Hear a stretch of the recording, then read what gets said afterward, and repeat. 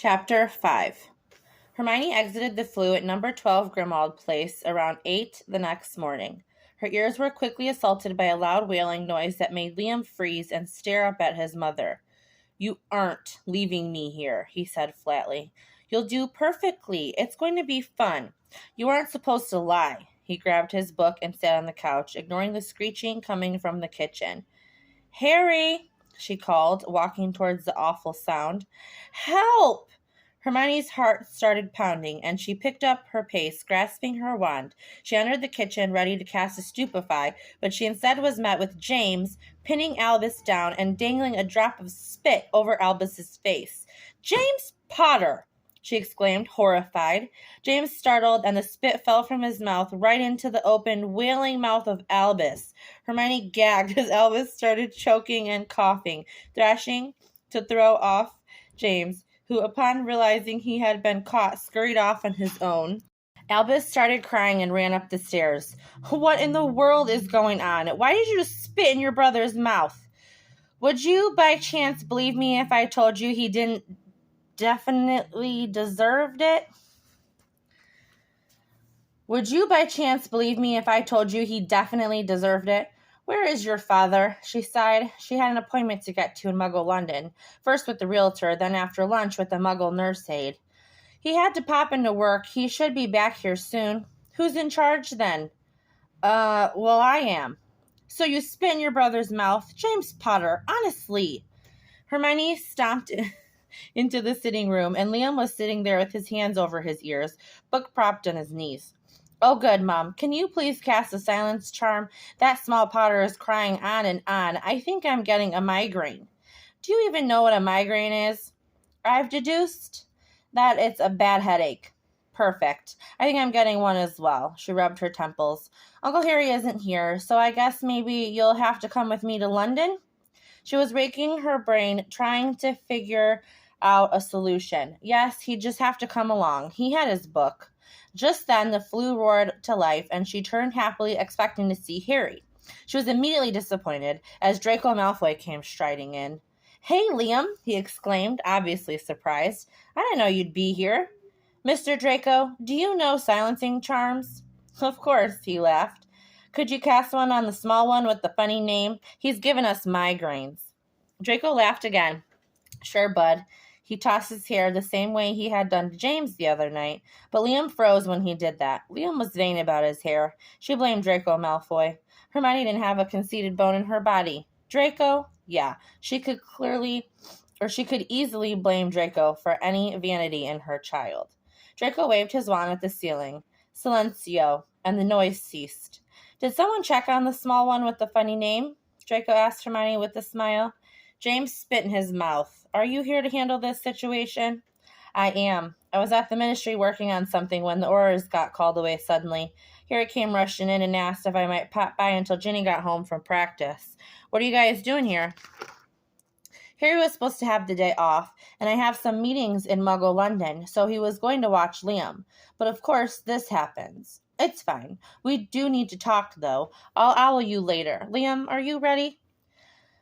"Mom, I've been here for 4 minutes. I've sat in the same exact spot. How could I not be ready?" "Of course. Let's go. We are going to have to apparate and then hail a cab." "No, I don't want to. Why can't I stay?" "Because Uncle Harry is at work. We will come back later, all right? You can play with Albus then," Hermione said, rushed. Aren't you forgetting someone, Granger?" "What?" She looked at him, puzzled. "I can watch him? Of course. It'll be far better than tagging along feeling sick all day." "Mom, you know I hate to disagree with you, but I am going to anyway. Mr. Draco is right." "Oh, I don't know, love. Maybe another time. You've just met yesterday." "He's known Harry even less time, considering we spent all day together yesterday. They met an hour before we did, for crying out loud." "Yes, well, I know Harry very well, and he has children." "I have children." "Well, child, listen, you can trust me. Jenny is going to be home in like 3 hours. Liam will sit and read, and I'll sit next to him and make sure the Potters don't spit in his mouth or anything." "I don't know, Malfoy. Didn't we say walk before we run?" "Actually, Mom, you said that." I'm going to be late. She looked at their sad little faces and she caved. She left him with a 19-year-old with purple hair in New York, for God's sake. All right. All right, they mimed. Yes, the Wicked Witch agrees. I'll be back after lunch, okay? Be good. Listen to your father. The three of them froze, and a tension permeated between them. That was so casual, so everyday. Okay, Mom. Okay, I'll be back. She kissed the top of his head and stepped towards the flue, sending a long, lingering look back at the pair of tow-headed boys. Be careful. Be good, she prayed. I'll be back in a minute, yeah? I know they aren't mine, but I should probably make sure they're doing all right. Sit tight. Draco poked his head in the kitchen. Really? You had to spit in his mouth? I didn't mean it. You better hope he doesn't tell your mom and witnesses too. Have I taught you nothing? Draco winked and then climbed the stairs, passing the silencio charm, and he could hear the mewling noises of the small boy. He had known Albus since he was a week old. He had seen him take his first steps. He had attended every birthday party, each one with a more obnoxious gift than the last, sure to drive his parents up the wall. He knocked on the door, and a shaky voice gave the okay that he could enter. Hey, bud, how you doing? Uncle! He curled up in Draco's lap and sat there crying. Draco patted his back and said the comforting things that he knew he ought to say. Let's start the day over, yes? Liam is still here, and James feels dreadful. How about I make pancakes? Okay, he sniffled, and Draco gave him a squeeze and felt a pair of eyes on him. He looked towards the door and saw a pair of silver eyes looking in on them. He opened his mouth to speak, but Liam hurried away and down the stairs, not saying a word. Draco led Albus downstairs, holding his small hand in his. Head on into the kitchen, will ya? I'll be there in a minute. Get the pancake stuff out.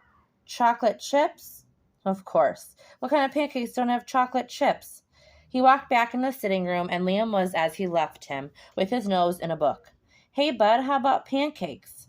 My mother fed me. Do you want to come in there? It's a big production, Draco laughed.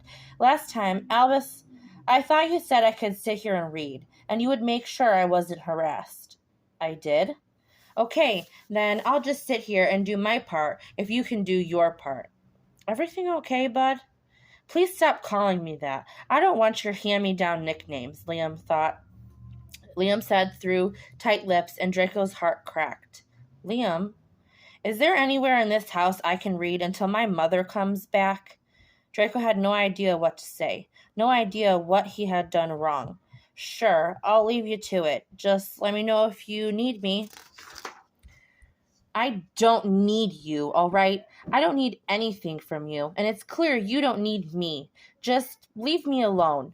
Draco wanted to say something, but he was scared he would make it worse, scared he would somehow push Liam away more, when all he wanted was to get closer. So he turned and walked into the kitchen and made pancakes.